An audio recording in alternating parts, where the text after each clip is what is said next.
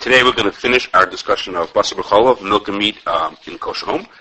In the first half we had spoken about certain food items, such as the prohibition against having dairy bread and what to do with imitation items like soy cheese and other things that appear to be dairy or meat but are really not. And then we spoke about separating milk and meat in the kitchen,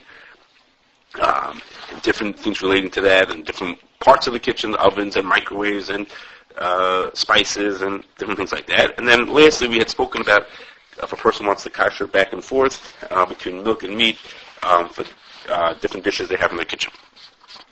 Now we're going to move on to one of the more famous rules about milk and meat, and that is that after a person eats meat, the rule is that they need to wait 6 hours before they eat any dairy products. That is, if they eat meat or poultry, they have to wait 6 hours. There are some families that have a custom to wait only 1 hour or 3 hours, or other people do a little more than 5 hours or 5.5 hours. So if a person has that kind of a custom, then yes, they should follow that. But everybody else should be waiting full 6 hours. Excuse me. And the opposite is that if a person eats dairy products, they do not need to wait 6 hours.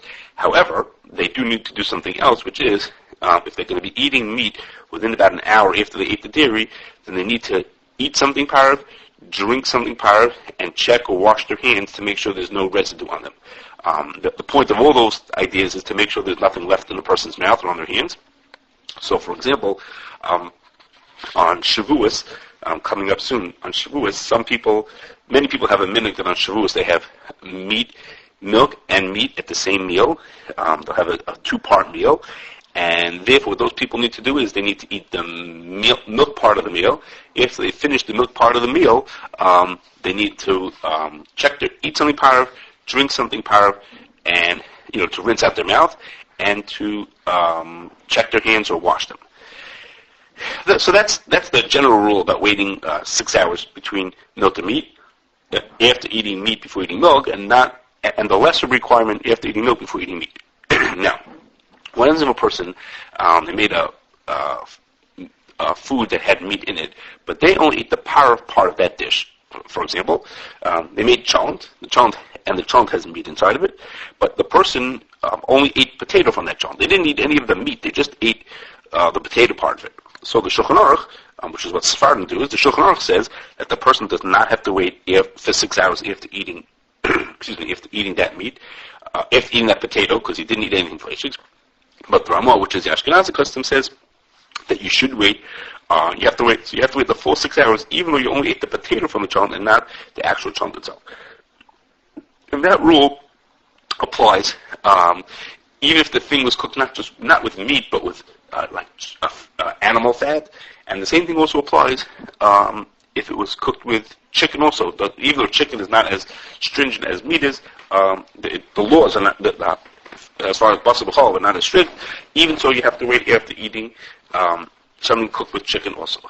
Now, that's all of that assumes that the food was actually meat or chicken fat or something like that in the pot cooking together.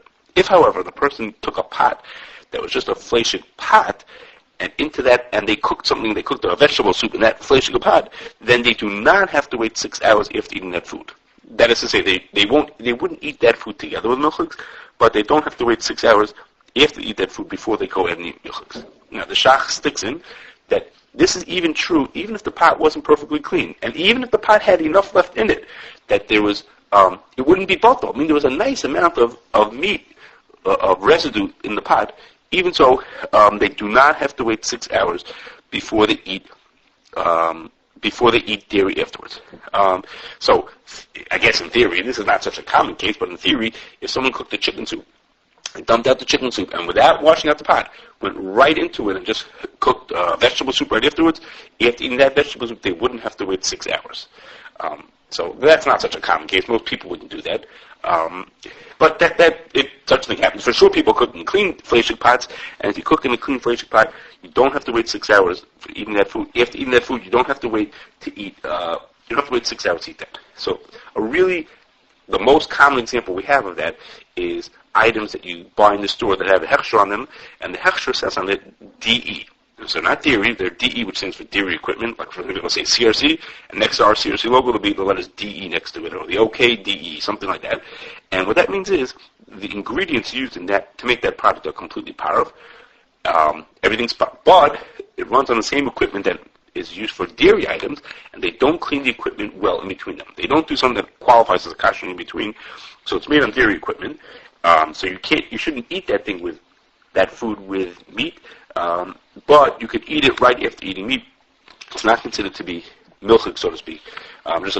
Just like we said before, the opposite case as far as becoming fleishigs. It is worth pointing out in this situation.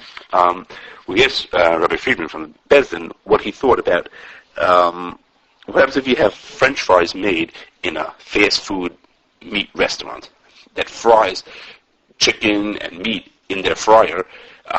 And that oil just sits there, and sitting in the fryer is lots of grease from the old chicken, probably pieces of chicken are still floating around in there, and then somebody makes French fries in there, and he said that your person needs to wait 6 hours after eating those French fries. It's like eating a meat soup, in which case you have to wait 6 hours rather than eating something made in a meat pot. So you have to wait 6 hours for that.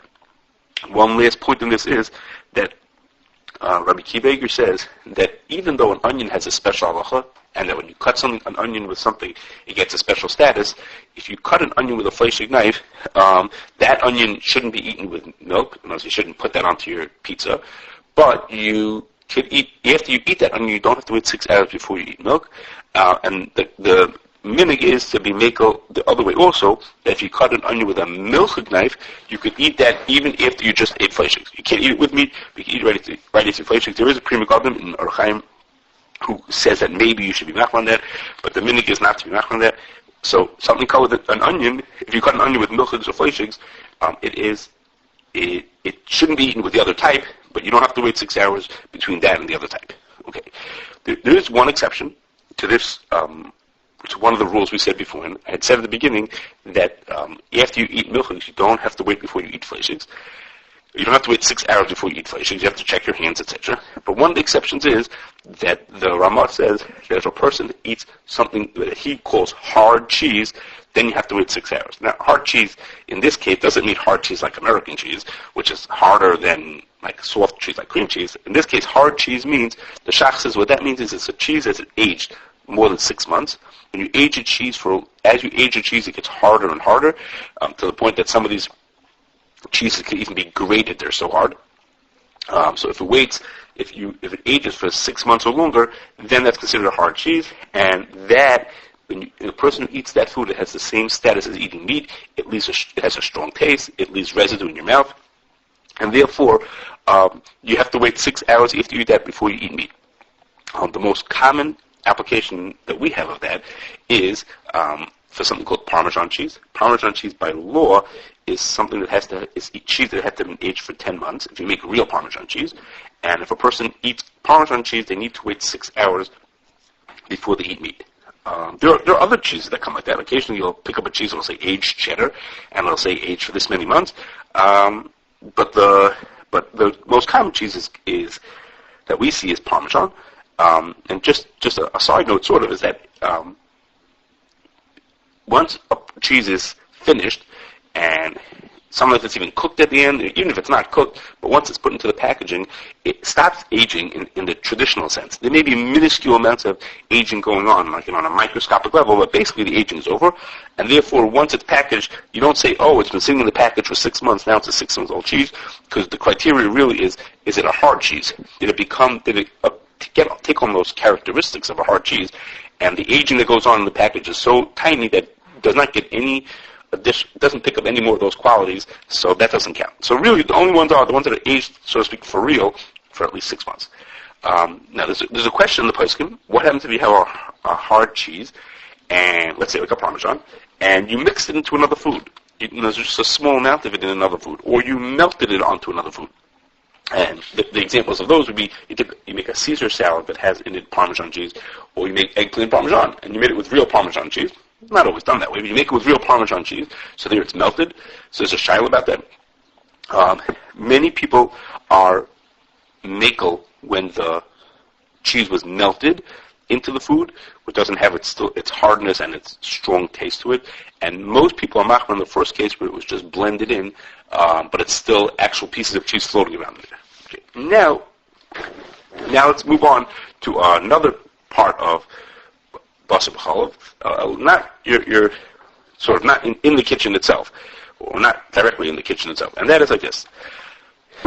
The Torah says 3 times that you're not allowed to eat milk and meat together. The first one of them is to tell you that you're not allowed to cook them together. The second is that you're not allowed to eat them. And the third is that you're not allowed to have any benefit from basar b'chalav that was cooked together. Milk and meat that were cooked together, you're not allowed to have any benefit from that. And that means is that although your pets are not required to keep kosher, they're not Jewish, they don't have to keep kosher, but if you feed food to your pet, then you, the owner, are considered to be having benefit from that food, and therefore, for certain types of foods, you're not allowed to feed it to the animal, not because the animal can't eat it, but because if you feed it to him, you're having hana from that, you're having benefit and pleasure from it, and therefore, it's usher for you to do that. And those include what we just mentioned, basar b'chalav.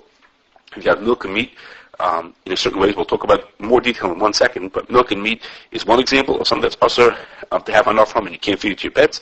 Another one is chametz, starting from Erev Pesach through the whole Pesach. Chametz is usher b'hana, and therefore you can't feed chametz to your pets on Pesach. And most opinions hold that wine or grape juice that's not kosher, stam yayin, is also asur b'hana. You wouldn't be allowed to have hana from it, and you couldn't have any benefit from it. You couldn't do anything that you have pleasure. I don't know if you treat that to your pets, but you can have other forms of benefits. We'll mention one in a second. Okay, so the first one, which is what we're really focusing on, which is the basar b'chalav, means there's 3 caveats to that rule to make something asur as basar b'chalav. And it's not just any milk and meat together. The first rule is as follows. It only applies if the meat portion of that basar b'chalav is either beef, lamb, or goats. And now those don't have to have been slaughtered and be kosher like that you could eat it. It doesn't have to be shechted and salted, etc. like that. But it had to have come from those species of animals. So again, beef, lamb, or goat. It doesn't apply to poultry, like chicken or turkey. They are usher. You're not allowed to eat them together with milk, but they're not usher b'hana. You are allowed to have benefit from them, and also it doesn't apply to treif species like pork. So if there's clam or pork or chicken or turkey that mixed together with milk together with cheese, that you can feed your pet. There's nothing wrong with that.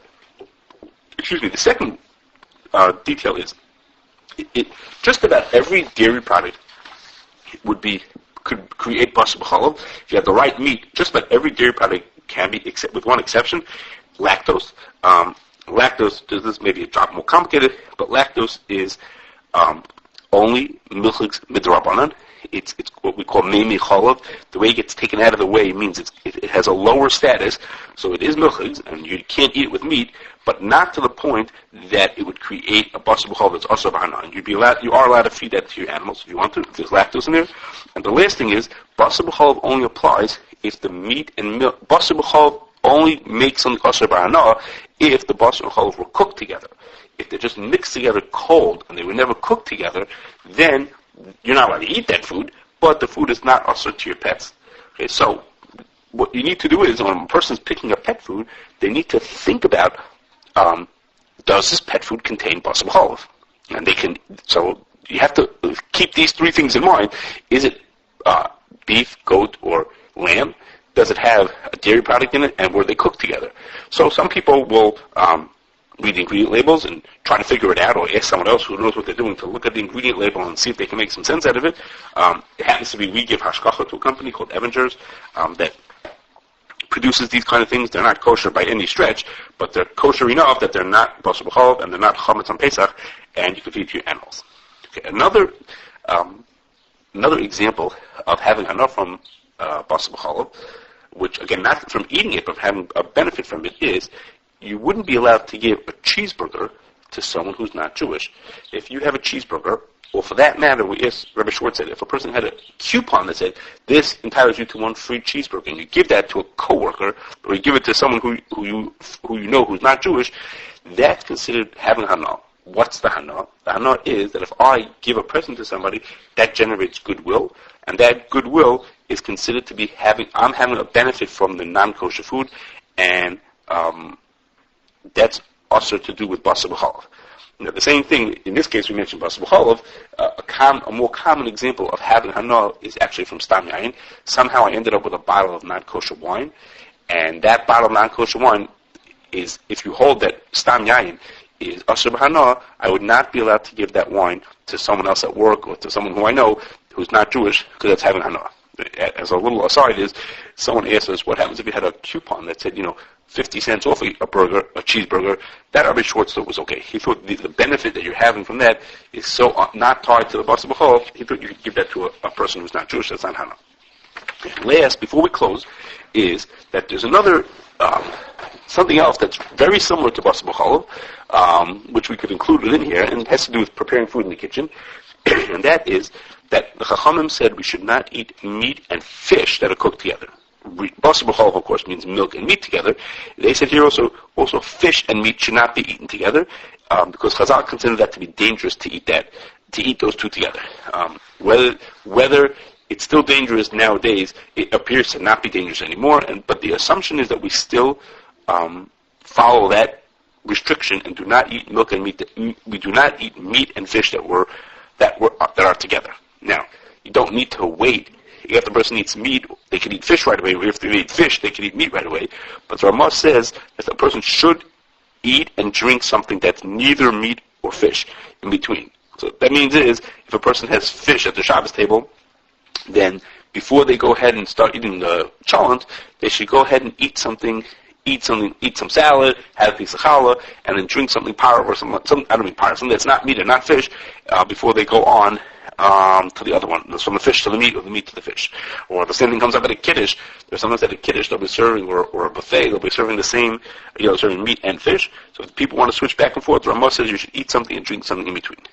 Okay, this Isser to eat meat and fish together applies only if you either eat them at the same time, you put them into the same, into a sandwich, or you eat a meat that was cooked together with fish, or fish that was cooked together with meat. In other words, either you're eating them both at the same time, or they were cooked together and now you're eating one of them. However, you are allowed to eat meat that was cooked in a fish pot, or more commonly fish that was cooked in a meat pot. Even so, there are some people who have a meaning that they have a special fish pot, that they never use it for meat. But really, by the strict letter of the law, you're really allowed to eat that. You're allowed to make fish in a fleishing pot. Okay. One last part of this this question about this dinner that now I eat meat and fish together is that, as a rule, when we have if something treif would fall into kosher food, or meat would fall into milk, we would say is that if there's a tiny amount, if the little bit that's in there is bitul b'shishim, it's less than 1/60th, then the din is that little bit that falls in is bitul, and if it already happened, then you're allowed to eat the food afterwards. Okay? So the person can talk about, what about if it wasn't treif that fell into kosher, but meat that fell into fish, or fish that fell into meat? Excuse me. Would that also make the food be would that also be able to be bitul? We once had an interesting scenario where somebody was making gefilte fish. They're making their gefilte fish in fish balls, and by mistake they stuck one of their fish balls into the chicken soup that was cooked on the fire instead of sticking it into the fish pot that they were cooking it. So in that kind of a case, would it be bitul or would it not be bitul? If there was only a small amount, could it be bitul b'shishim or could it not be bitul b'shishim? So some people hold it could be bitul b'shishim, because why not? If something treif could be bitul b'shishim, then surely fish could be bitul b'shishim. And others say that no, since it's a question of safety, it's a question of danger. The Gemara considered it dangerous to have meat and fish together. For those rules of bitul b'shishim don't work. Even the tiniest amount of something that's dangerous is unacceptable. So it's a machlokes. And it would sound to be a very unusual machlokes. It doesn't seem to come up very often. I mean, I just said a story about a person who put fish into their chicken soup, but that doesn't really happen every day of the week. But it happens to be that it's quite relevant.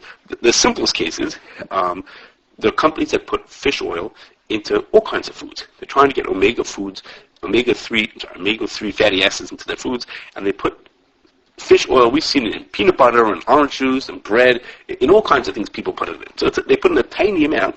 It's always bitul b'shishim in those cases. And there's always small enough to be bitul b'shishim.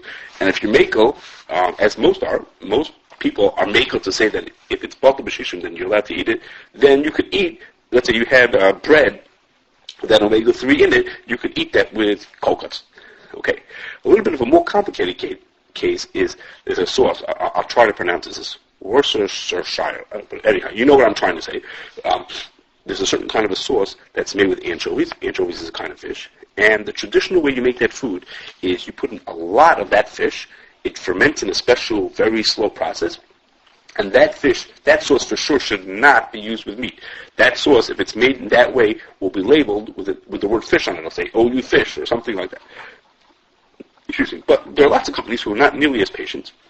So they put in a tiny bit of anchovies just to make it seem authentic. They want to have a certain amount of anchovies, but there's so little in there that those anchovies are a tiny amount, and it would be bitul b'shishim. So if you're makel, as most are, then you could use that sauce, which is actually it's a steak sauce. You could use that on meat, and it's okay. That would be bitul. Again, most people are makel about that. Some are not, and therefore some will mark those items as fish, even if it has a tiny amount. But most hashgachos would label that as parav, and most people would therefore eat it as parav and not consider it to be even fishy. They would eat it with meat. Okay, one last case, and this is it's worth noting that the marshmallows, so to speak, real marshmallows are made with gelatin, and marshmallows that are truly kosher are made with one of two types of kosher gelatin. Either they're made with beef gelatin, and for reasons that are beyond this discussion today, one's made with kosher beef gelatin, truly kosher beef gelatin, are not fleshings. For whatever reason, that's its own discussion. But some of them are made with kosher fish gelatin. And the ones that are made with kosher fish gelatin are usually the fish is not bitul b'shishim in the marshmallow. So much fish, especially once we consider that the volume of the fish rather than the weight of it, it's volume that we use in determining bitul. There's so much fish in there that it's not bitul b'shishim, and those marshmallows should not be eaten with meat. I'm not sure exactly what kind of dish you'd make with marshmallows and meat, but you should not eat those marshmallows with meat. If they're made with fish gelatin, it's in the ingredient panel usually. Then if it's made with fish, you should not eat that with meat because those are considered to be fish marshmallows.